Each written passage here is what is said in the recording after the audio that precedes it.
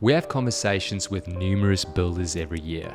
With a select few, we have the privilege of featuring them on our podcast for other builders to learn from. This podcast serves as a platform to share insights on what works, what doesn't, how to solve common problems, and inspire both aspiring builders and seasoned professionals. In 2023, we published 51 podcasts, this one being our 52nd for the year. And throughout this series, we gathered valuable content and learned a lot. We would like to take the time now to highlight a few snippets that contain valuable insights. And in this year's review podcast, André, JP, and I discuss the snippets to add more value for our builders. This year's been big for, there's a lot that's been going on for us and for all of our builders, so really excited to be jumping in. By incorporating these learnings, builders can strive for a more successful year in 2024. They can have a greater impact, attract better projects and clients, and market their businesses in an authentic way. Let's do it. Want to jump in? Let's do it. So we'll start here with Bill from Divbuild. It was a big leap of faith to start investing in, Kurt and Biz Video and Buildertrend. Like Buildertrend is not cheap, but I'd also used the cheaper alternatives and realized that there was just no value in it. And it does reach a point where you just say, well, I see the value in it. As far as the cost goes, well, it has to be gradual. Like if you just go out there and you throw, unless you've got a heap of cash and you're willing to just really take the plunge, it has to be a gradual sort of thing. You identify the thing that you need most, and then you go from there. And then you go to the next thing. Would you say it touches on, again, the vision?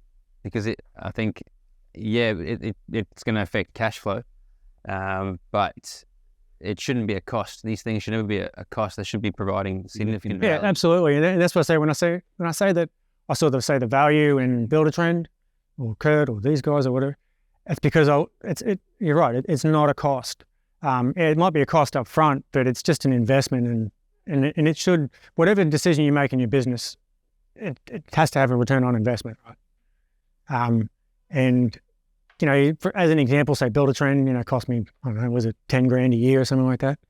But man, that saves me 10 grand a year, like 5 times over, and just scheduling.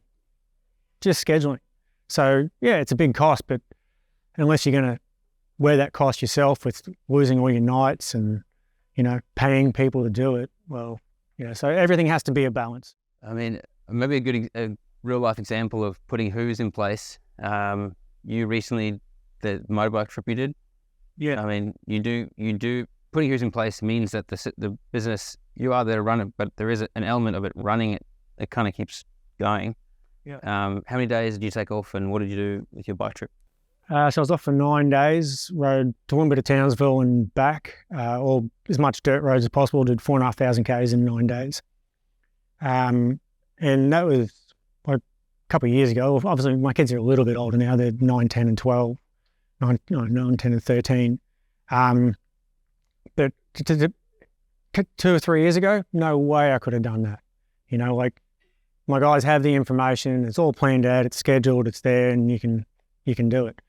And again, something I'm sure we'll talk about with Kurt is my focus now is on giving myself the space to be able to make executive decisions that are going to have massive financial impacts down the track. Whatever you do in business, whether it's deciding to invest in these systems and not invest in them, there's an opportunity cost, right? Like if you're not investing in that, then it's going to cost you somewhere else. So you just have to weigh it up. That's a great one. What's your biggest takeaway? Well, I found that one quite unique because it was recorded live at one of our workshops, the one in Brisbane.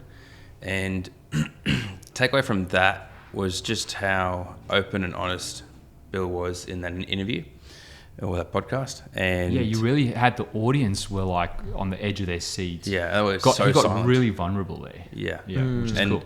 A number of the guys I spoke to after the workshop that I had chats with, and that a lot of them talked about just how inspiring that talk was. A lot of them were in the trenches and just couldn't see a way out, couldn't see that they could ever leave the trenches and be working on the business and less in it. And that's exactly what Bill talked about Yeah, I mean, there was actually a lineup of guys waiting to talk to Bill. Yeah, getting his details and wanting to even just like catch up afterwards and stuff. Yeah. So it was weird to see, but it just shows you how people were able to relate to his vulnerability and to how he's broken through. Yeah. Yeah. And I know Bill was caught a bit off guard by the reaction of the other builders there, because he's such a humble guy and he's not one to toot his own horn at all. So for him just to share his story, which to him is just his story, and then have all these people come and go, that was, man, wow, thank you so much for sharing that. What about this? And why did you do that? And he was just like, I did for this reason or that reason. But yeah, he was quite surprised by that. I think a big thing that I got from this actual clip, like the workshop was amazing, but what I got from this clip was value versus cost. You know, so us as a business as well, we always have these transactions going on, things we're looking at that we need to buy or engage someone as a service. And there's two ways of looking at it, cost versus investment. I think, whenever, especially the last few months, whenever we've had to like put some money down, the things that we didn't really value, that we didn't really care about, it was just a cool idea, that's a cost. Whereas like the investment is something that's going to pay off long term. And it's not just money, it's like, it's the time as well. Like our podcast, it takes us a lot of time. Got Denzel back there. Might put in a visual of Denzel real quick. There you go. I mean, Denzel's been working this whole year on our podcast. You know, it's a huge time investment, money investment. But we don't see it as a cost because it keeps paying off. And that's what I like what Bill said there. One thing I really loved about Bill, and that kind of goes with what you said there, is I think from where he probably was a few years ago to what he is now, he was talking from like making executive decisions within the company.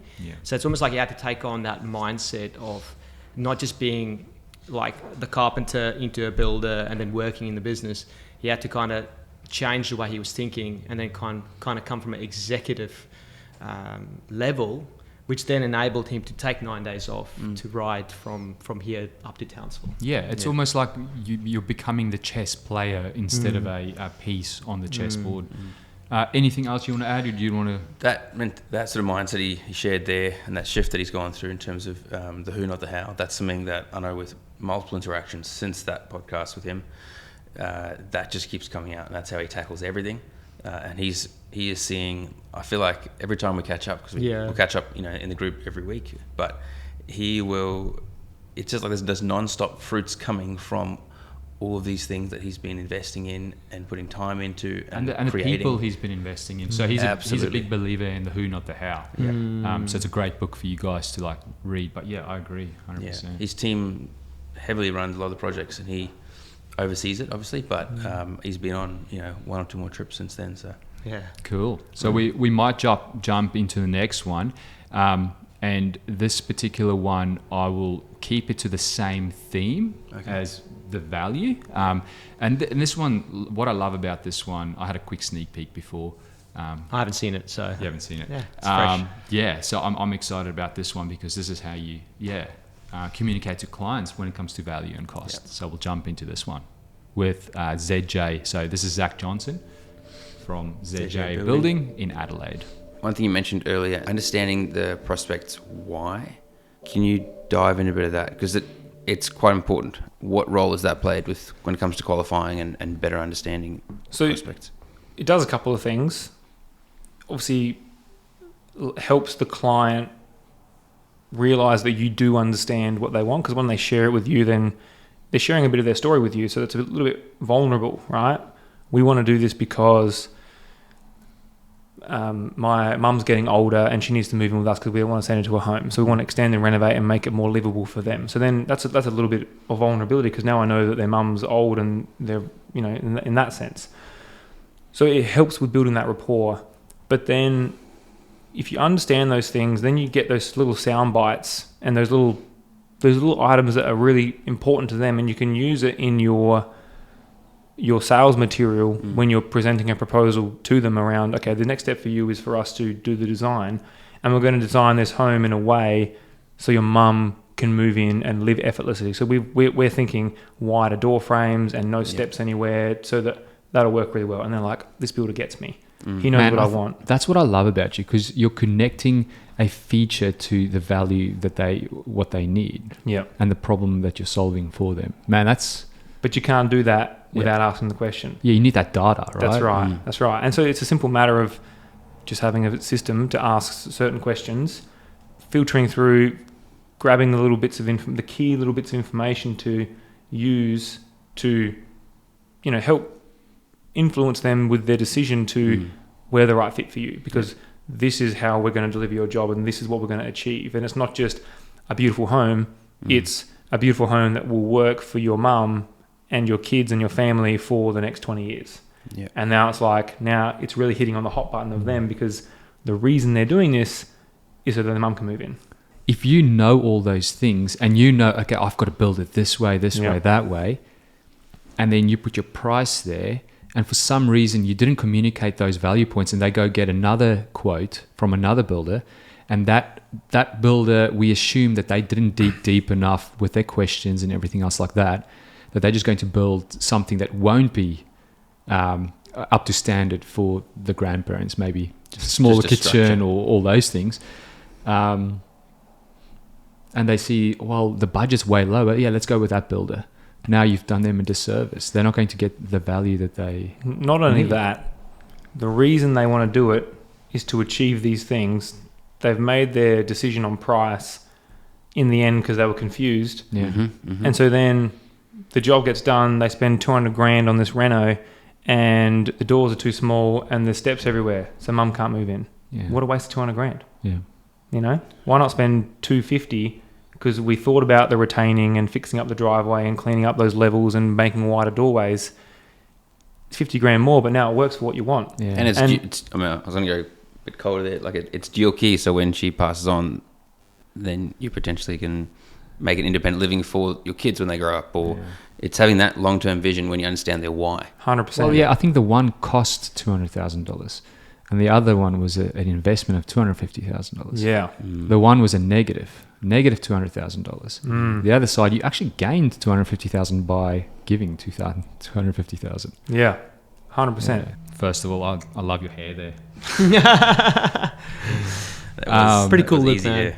Yeah, I mean, I'm happy to kick this one off. I love this one because it's about you have to know, and the client needs to know their reason as well. If the reason isn't big enough, it doesn't matter how much the quote is for the renovation or the build, it's going to be too much money. Yeah. One thing I took out of that was, and Zach has an amazing ability of doing this, and we've talked a lot about it, is understanding those emotional drivers of his clients, so that it enables him to talk their language when it comes to presenting the proposal or talking about the project or talking about him working on the project or him being the builder for that project. He's using language that appeals to them. And I know in another one of our clients, they use the word value manage, and they might discuss it differently, but the way I've taken that value manage is when you value manage a project, especially in the early stages for budgeting purposes, you're managing the value that the client places. So where does the client place the most value?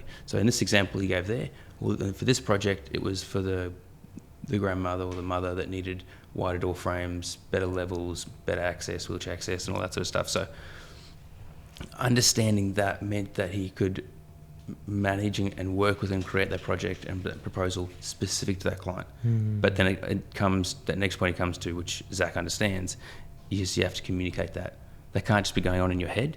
If you don't communicate that is a huge lost opportunity. Yeah. And that's often why a lot of builders get frustrated going, well, I did all this work, and then they go, it's too much, like you said. Yeah. I think there's a huge lost opportunity there when you don't communicate that, which Zach does really well, and he was communicating there. What's really important, I guess, for builders, or the nugget that you can take away is like, how can you solve someone's problem if you don't know their why? Every person has a why, and different why. And every time they build, they'll have a different why. So the first, this time for these people, it would have been for the grandma, or another time it might be for the kids. So as soon as you've got that, and like you guys have said, your whole conversation and everything you then provide to them, you link back to their why. Exactly. And it makes them feel like, number one, they are heard, and then the number two, that they are getting what they they are needing or that their problem's being solved. So yeah, I love that. That's And it's so easy. It's a one-word thing. It's just why. I think if you're a builder, you need to use this word. You need to get clear on that why for that person, for that client. What do you guys want to achieve? Why do you want to achieve this? And then also remembering that, so that whenever you make a suggestion, whenever you bring up the money side of things, you can then back it up with, so you need to extend, which means you're going to be able to achieve that why. Yeah. So always link it back to what André said there, link it back to the why, and the way you can do that is which means. So the words you want to remember is why, and then which means. So, yeah. It's cool. And I feel like when you talked about at the start, the client needs to be clear on the why, but the builder also needs to be clear on the why. Because if they're clear, then their messaging and their marketing all has those undertones of that why, which means that ideal client then resonates with that, is more likely to come forward. Yeah, that's a good point. I mean, Zach, we were talking here specifically from a sales point of view. You asking the client, but you're right. So if you see a pattern there, you can start using this in your marketing and communicating that, which will make you stand out above anyone else, any other competitor. It'll isolate you so that you're not even a competitor anymore. You've created your own market. I think if those listening to this, you go and watch the case studies we create, that's always where we emphasize things. It's never on the aesthetics. Visuals play a part in capturing the aesthetics of a home and the renovation of our builders and their clients, but the emphasis is always on that emotional journey and the emotional outcome that the client wanted to achieve, and that's what the builder helped them achieve. And that's why we don't. That's why. On a roof. That's why we don't all show too many visuals of the actual build happening, because then you're just marketing to other builders. Yeah. And builders got to Selling the remember, outcome. they've got to remember as well, the client won't always communicate it 100%. This is why I'm building, and it's your job. Why does that happen? Because people don't know. Sometimes they've got an idea in their mind, but they don't know how to articulate it. So it's 100%. your job as builder to, in the sales process, to pull that out and keep asking why, keep understanding what is it, and then re-saying it back to them, and then make sure that and they got to confirm on what you've understood from your side. So it's a huge factor to really understand. I think that's really important. Some people, they don't know what they want, they don't know how to communicate that yet, kind of like what you just said. Other people, they just want to hold their cards real close. They are scared of they might have trust issues when it comes to building. They might have built before, or they're just scared of getting ripped off. So let's jump into the next one. This one is Dale from Southern Ocean Building and Consulting down in the Fleurieu Peninsula. This is a cool one. So we'll jump some in. extra vowels in there. But ultimately, the socials is to lead everyone back to one source, and that is to get them to a consult page, which is either on our website or directed from our marketing. And we want everyone to hit that consult page, because what that then does is take us to the next stage of what you guys provide for me, which is the BV amplifier. And that again is just reaffirming, every one of these steps is to basically give us a presence, not purely to sell, but just to reaffirm who we are and build confidence in. A lot of our work is brought to us and recommended by architects, and just so that we have that presence, that we're there. But for those people that aren't getting brought through architects, we want them to hit that consult page. They then come into our system, and the BV amplifier actually starts before that. It starts with people downloading our ebook. And opting in, and then suddenly we've got a database of 200 people in our database who've opted in to receive our 7-step guide. Said, I really like what I see. I'm maybe not ready to talk right now, but I really like what I see. And let's have a look what this builder is about. And they've downloaded our book about building down on the Fleurieu on the south coast, and then they're in our database. Now, you guys are nurturing that database too. So everyone in that database is receiving an email monthly, just touching base and just informing them, educating them on certain things, just keeping us present. You know, like, and if you think about it, we build 4 houses a year. I've got 200 people in a database. I don't need a real high strike rate to continue to... And the longer that they stay in that database, the better. 100%. The more time you've had to nurture them, educate them. Yeah. You want to be present without being annoying. Yep. You know, you want to say, hey, look, don't forget about us. We're here for when you're ready. Yeah. And then the next step is they hit that consult page. They fill out our questionnaire. This is a questionnaire that we've developed with you. And this is all within that BV Amplify. Yeah. And it's basically our CRM. So we are qualifying leads. So before we've spent any time in contact with these people, we have an 80% knowledge of whether we're interested in the job or not. You're right. So There's, and it's these consults that come through is what's telling us exactly where our marketing is targeting at that point. And so by taking the average of who's inquiring, what dollar values where, we can then say, okay, let's just change the language on our direct marketing slightly. Yep. Let's go and fine tune what goes out in the next 3 months on Instagram, Facebook, LinkedIn. Yep. We want to change it. So hang on, I'm getting inquiries for jobs that are outside of my range. They're too big for what we can do. Like my insurance doesn't allow me to do it. Yeah. We need to tone it back a little bit. Yeah. Or hang on, these are all coming through too lower market value. Yeah. Let's refine the areas we're marketing, who we're marketing to, and what we're trying to put out there. Exactly. And so for me, what it is it's basically, as I said, this is part of my business. This is a huge part of my business. Yeah. Like you guys create my public face. You help me manage all my sale inquiries, my inputs. Yeah. I see it as though you guys are like a quarter of my business, if not more. And that is something which I was paying no attention to prior to you guys. Wow. And it's the quarter that actually, marketing is sales in advance. Oh, man. Marketing is sales in advance. Like, that is so strong. And I'll let you guys elaborate on that because I know you guys are passionate on that. But one thing I really loved about Dale here is that, he's got a very long-term look. He knows he can only do, say, 4 homes, nice homes a year. And so for him, it's just being there, just showing presence and just being there. And then when someone's ready, come to us. Yeah, he's playing the long game. So he's playing the long game. He's not looking like he's desperate. He's looking like, you know what, I'm all good. And when you're ready and excited and you want to build that dream, holiday home, come to us. We'll be ready for you. Yeah. But he's obviously from his side making sure that he's always showing presence, and that is having systems through his business that ensures he doesn't have to think about emailing these people or touching base with them. Yeah, I love that. I mean, he understands that taking a cold prospect to a contract can take a long time. Especially he builds holiday homes down Fleur Peninsula. Sort of high-end architectural holiday homes, And he gets a lot of referrals from architects, but he doesn't just rely on that. But he also that's a good point. I know every time we work with him, a lot of the language we use and everything is not just directly to the public; it is towards those architects as well. Staying front in mind of those architects that are feeding him.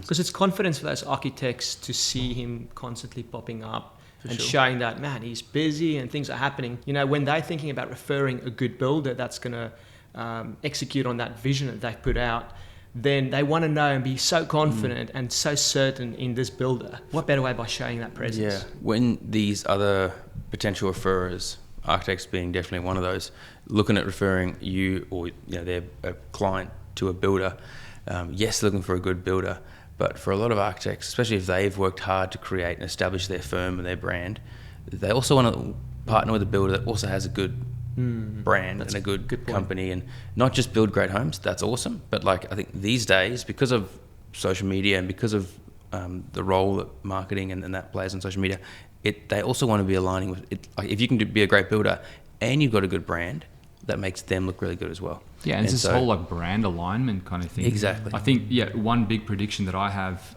for 2024 is we're in predictions now. He's dropping predictions already.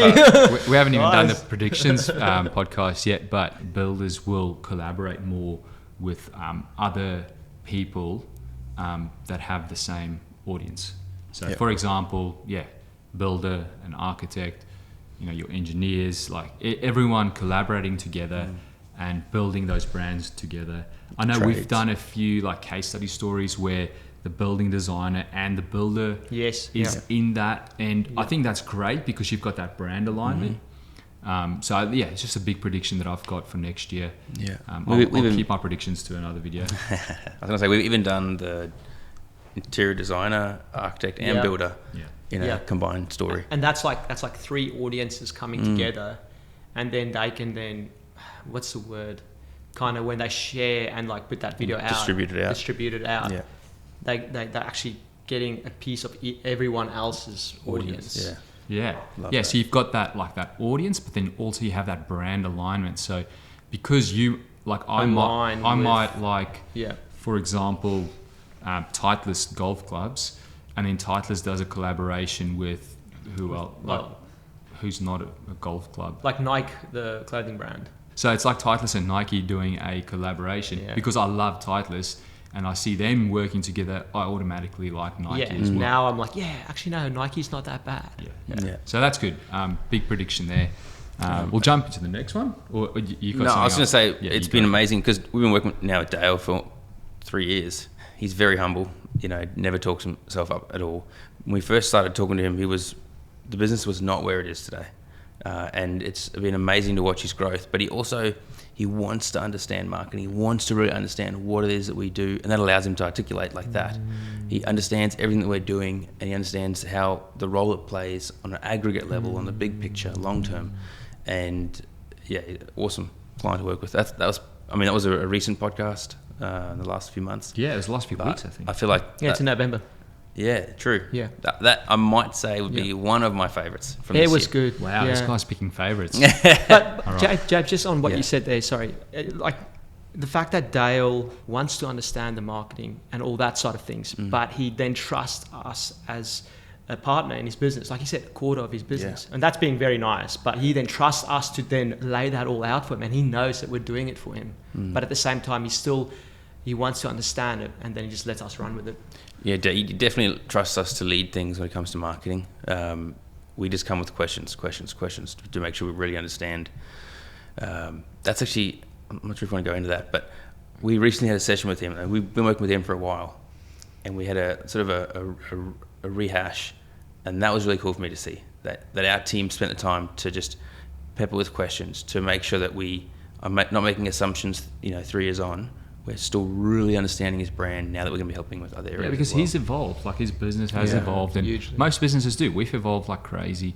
We've got the same target market that we've had the last few years, but within that, it's evolved. We know our customers and clients even better now than ever before, and the same with Dale. And the same with every other builder. You always have to look at how you're evolving.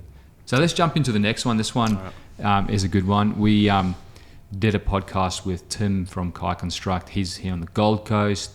It was such a long podcast that we actually split it into 3 episodes. So if you haven't watched that one yet, definitely watch it. Yeah. But we'll play this one now. We talk to a lot of builders, and they mention your name, right? Yeah. And they see Mountain Home, like the mini documentary we did on that, and then this one. I mean, and people think it's an overnight success. Yeah. So the show reel. Yeah, because I guess we're like in this Instagram world, right? Like basically everyone goes on Instagram every single day, and they just see the highlight. They see the best little golden. Yeah, and to them it looks instant because they haven't seen that before. Yeah. And then bang, all of a sudden they see this finished product. I think like building's always in the rearview mirror. It's like you see something now. So you see this beautiful project Karumba, and we're almost finished 3 days. I'm like, wow, it's like we're doing it. It's great. It's overnight. It's like this started 3 years ago. Yeah. So it's like this compounding investment, compounding interest. It's like no builder got to where they got to, or got to the projects or caliber of work that they're doing just right then. It's always a combination of things that have led up to that point of either experiences as a carpenter or a builder, and then, journeys of smaller projects to bigger projects to bigger projects. That's not even the size of the project. Like you move the money on the top of project, it's just like the showreel of Instagram. And I get suckered into it too sometimes. Like the ebbs and flows of construction, it's like, oh, today's not like burn the bridge table, just having a good laugh about in business. Is like, oh, I'm done building, I'm finished, like that's all over. Then you rock up on site the next day, I'm like, oh, I actually like building. It's actually come really, really nice. So the overnight success thing, I think, is like take a massive grain of salt with that, because what you're seeing here is the thing is not just me. I had a whole team that's worked alongside myself and Lauren and the drive of the business and why they're doing it. And it's a combination of effort and continual relentless focus. Like you don't deliver something like this in this time frame, in this climate, without having focus for yourself personally in business of the direction you wanted to do, and then also your team. You know what? And I'll share this. So last week I was at a coffee shop and there's a younger builder, and I've seen this stuff as well. He came up to me and was like, dude, you're crushing it. Like, I've looked up to you all the time. And I'm like, and I felt really guilty because I'm like, let me just break it down for you, mate. Like, I really appreciate the feedback. Thank you for like sharing your feedback of what you see Kai Konstruct. I'm like, it's not all roses. Yeah. And if you want to do what you're doing, like, be prepared to put in the hard work, and don't not reach out and have that conversation. This is because there has been really, really hard times in Kai Konstruct and phenomenal times in the business as well. So why are you saying that for him? Like, why do you're almost like suggesting to him to like reach out? Yeah. Why do you want to see him like basically do better? Yeah, well, because he's like, I want to do big projects, and I'll go, okay, you can do big projects, but work on your business first and then scale and do the projects. I said to him, mate, bigger projects, bigger problems. Whether it's numbers, whether it's trades, whether it's scope, all the rest of it. Doesn't mean you shouldn't do it, but just know what you're going into. And I said to him, mate, if you want to like have a chat about it, just give me a call. Like, let's run through it, because I don't want to see him fail in business because he didn't know something, because he felt that he couldn't reach out or ask that question from another business. That's a great one. That was a phenomenal one. I remember sitting there, all three of us with him on the couch there, and that went for quite a while, and we were able to dive quite deep into a lot of topics. And that segment there, I was really impressed that he was that open and honest and vulnerable with, hey, it's not all unicorns and rainbows. You know, when you're seeing the highlight reel, you're seeing the great stuff. And that's important from a branding and marketing perspective, absolutely, because that is the outcome that you can bring clients.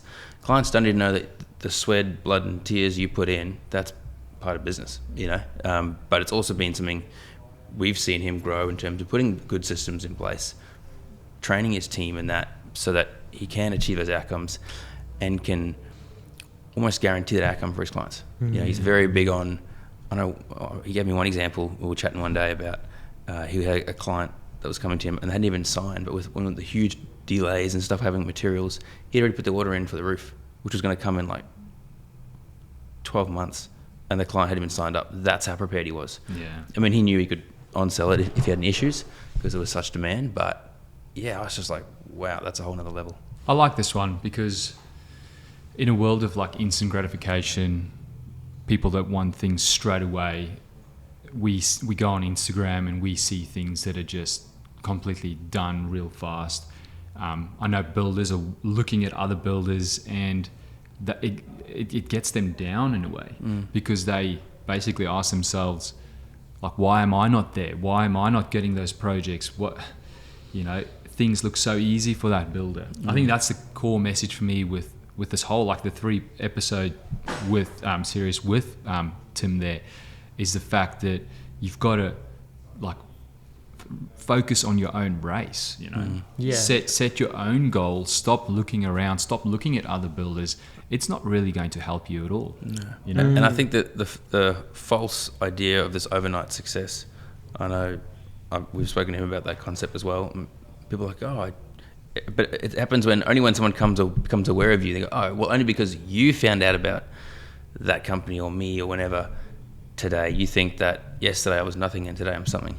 And they often miss. And so often I think, I mean, I'm not sure if we talked about it in the podcast or off camera, but that idea of when you see these companies that have achieved great things, other builders on the coast, around Australia, they didn't just happen the last couple of months. Yeah. No. And it's a lot of hard work. Yeah. Yeah, and I mean, we've seen, you know, we've known Tim for quite a while. We've seen him grow. It's been amazing to see him grow. Yeah. But there are so many challenges in the background. So many things happening, and I can see he enjoys the journey because we catch up a fair bit and talk a lot. But yeah, that's the other key message that I get out of it is like, even though things are tough, like you've got to enjoy this whole journey and sometimes look at what you've accomplished. Like he's accomplished great things. I mean, if you just look at the last few projects he's done and doing at the moment. Exactly. Yeah. It's that constant thing of, I guess, as builders or as business owners, you're constantly striving, trying to hit the next goal. And sometimes just, even now, sit back and look back at this last year and go and thank your team for what they've done and it's what the end they've of the been year. a part of. It's the end of the year right now, end of December. Just have a bit of a... It's a moment of thankfulness and a moment of reflection. Yeah. And one thing I got from Tim there is like, sometimes that perception can of another builder can make you go, man, like how did they get there so easily? Yeah, and just get you down.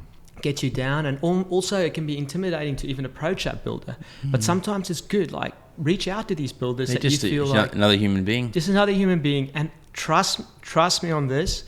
When you chat to them, you'll hear the whole story, and you'll be like, wow, like it's going to inspire you to push even further. And I like what you said, Corné, like just enjoy the journey. Like it's easy to get sidetracked on these beautiful homes and developments and goals that some of these guys are hitting. But man, run your race and tell your story. I was chatting to a young guy yesterday. He's about to he's busy starting his building business. Like he's on the journey to start his business, and he asked me how long did it take you guys to start making something out of Biz Video? Like how long did it take you to start making money? And I had to count. So we started Biz Video just short of 13 years ago now. So it's almost in February next year it'll be 13 years. And I told him, I had to think back. I'm like, it was only 2016, maybe 2017. 2017. When we started making a little bit out of it. Before that, it was literally just You're finding your feet. You're trying to figure out, who am I? What's my personality as a business? How can we help clients? Yeah. And that takes time, but use that time to really identify what are the things that make you unique, and then how you can solve that problem for future clients and building for them. And then focus on working hard, on your own thing. Stop looking at what other people are achieving. Use it as inspiration, but then drive your own. Yeah. That's it. Cool. Jump into the next one from our friends down in Geelong, Paul and Chris from ARCA Build. They have just rebranded. So at the time when we created this podcast, they were known as Gentrify. We've been working with them for the last few years. And this one's an exciting one. So what is success in a building business? I know obviously it's subjective to every business, but what are some of the things out there that, that all builders should be aiming for as a minimum? I'll go first, and then Chris will add his, because I guess to your point, it's subjective. What does success look like? Success can mean a whole number of things. So for me, it's about having a business that is systematized, where I've got the right people in the right roles, where I can think and operate at the level that I need to deliver on the vision. We need to be, stable, and we need to have lots of jobs, that we're working through systematically that are profitable. So, none of us are doing this just for wages. Otherwise, we just work for someone else. There's a lot of stress and a lot of risk that you put yourself through when you run a business.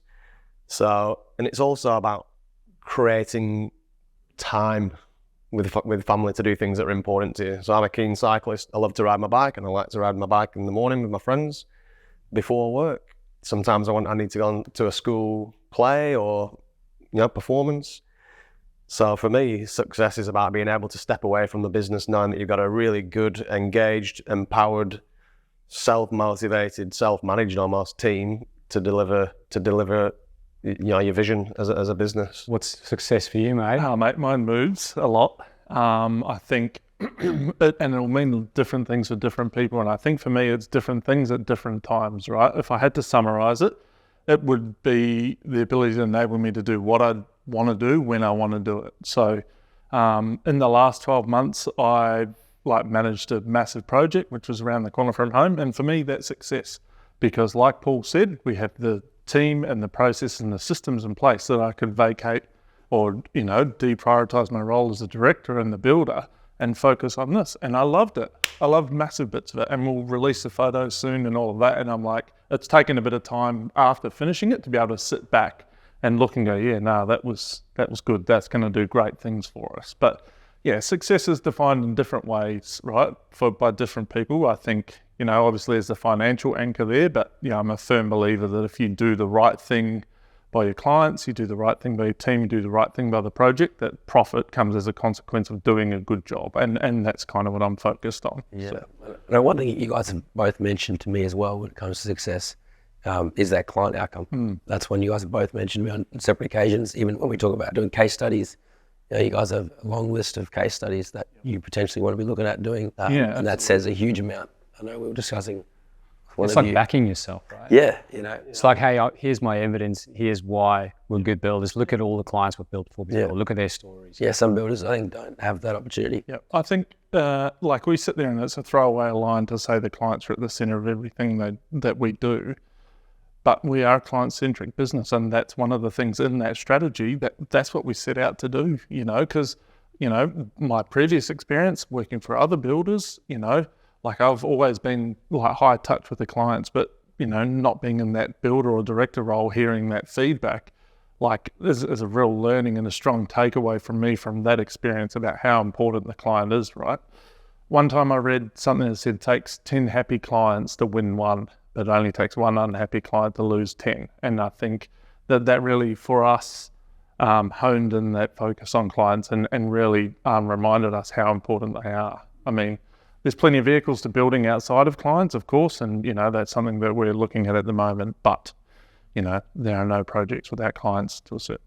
Yes. Yeah, it's a good point. Regarding what does success look like, for us, both Chris and I, 100% aligned on this.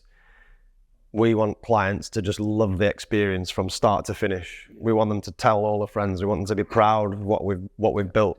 So there's no point, having tunnel vision and having a strategy if it's not 100% aligned to client experience. Why is that important to have that client experience? Well, if clients don't have a good experience, you could still build them an amazing home, but if the experience isn't a good one, or it's tainted, especially at the end, they're going to remember that. And then when they're talking to people at a barbecue, they'll tell people.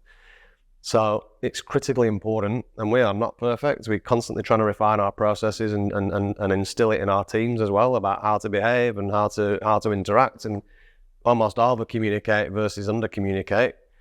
Because what we want is clients to be super happy, because that's what success looks like to us, that the client's happy. And if the client's happy, we're happy. So happiness is critical along the way. Happiness isn't a destination, it's a journey. There's no reason why people can't be happy every single day. It's not like, if I do this, I'll be happy, or if I do that, I'll be happy. So success has got a lot to do with happiness for the clients and for us as individuals and for our teams, because we want to attract top talent and retain top talent. And in order to retain top talent, we need to make sure they're happy and looked after. So multifaceted sort of answer to that question, because success is not just about dollars and profit. It's a lot deeper. Yeah, I think we opened a can of worms by could be another whole podcast on this one. Yeah, the whole what is success? Yeah. I mean, it kind of goes from the previous one with Tim that we just showed before. But I think a big key takeaway that I got from this one, not in like anything to do with the success, but it probably is a little bit, but is the fact that you have to give your clients a great client experience. So I know a lot of our builders, what they do is they go map out what's that whole process from someone that is completely cold to, handing over keys and beyond. Map out the whole process and just see how you can make that client experience better. Then you'll have a more client, successful client experience. But yeah, I'd love to hear your thoughts on what is success. Philosophers have been looking at this forever now. I like that Paul is a very clear thinker, I find. And so hearing at the start of that clip there where he's articulating success is having the right people in the right places, doing the right things, that allows him then to work at the level he needs to work at to achieve the greater outcome, which is success for the clients, happy clients. And that's how that way of thinking is how he goes into everything. It's just very clear. Yeah, it's like a clear goal. Yeah. At any given time, I think he knows his entire mission, values, vision, and then the whole 50-page breakdown of that, and that's how he operates. That's good. Yeah, that's a bit of a topic there. And I think one thing I got from this is like, having worked with these guys is, Paul is just very much systemized. He's got that engineering mind, very high level. And then you got Chris also at that level sometimes, but then he's like really good building, really good design and working with clients. And I think one thing that they're realizing is success to them is having them ultimately be in those spots where they can operate that way.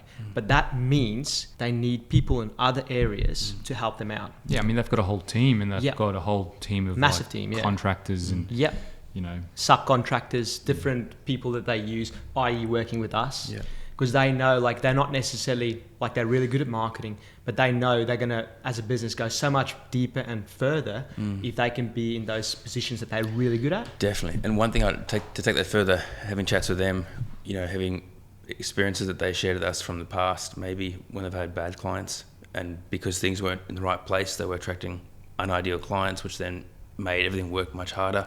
Whereas we look at, quite recently, they had a client come on board with them where, because they had so many great things in place, it was a unicorn that came to them, phoned him on a Saturday, said, I want to talk to you within 8 days, had a meeting booked in and signed prelim on the spot.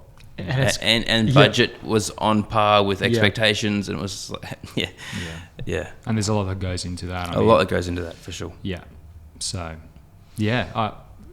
it's a great, the only other thing I would say is, if you haven't already, go watch that full episode. There's some gold in there. So, hope you guys have enjoyed our looking back at 2023. Really excited about 2024.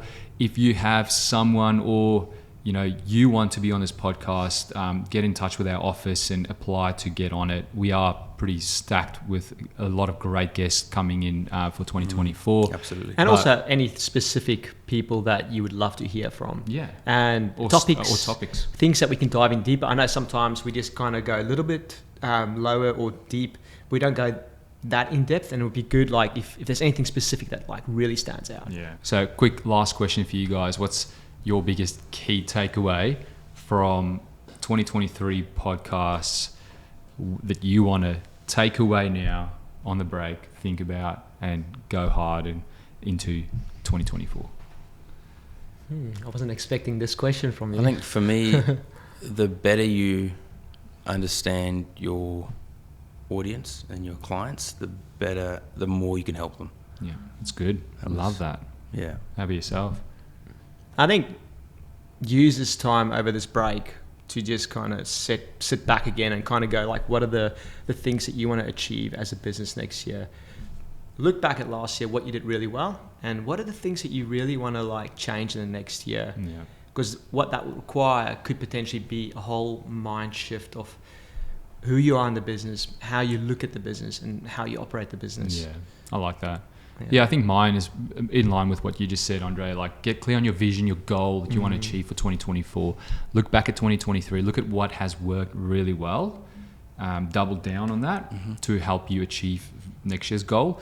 And then, look at the things that you might have done that, you maybe hurdles that you came, that you hit this year that now you're like, okay, cool, next year I'm going to look out for those problems that come up. I think that's my biggest takeaway. That's what I'm going to do. I'm going to go on the break and really just think about 2024, what does that look like, and reflect on 2023. And I suggest to everyone here, go listen to a lot these full podcasts that we just shared, the 5. So number 1, Bill from Divbuild. Number 2, Zach Johnson from ZJ Building. Number 3, Dale from Soback. Number 4, Tim from Kai Konstruct. And number 5, Paul and Chris from ARCA. And we'll see you guys in the new year. Yes, go guys. See ya.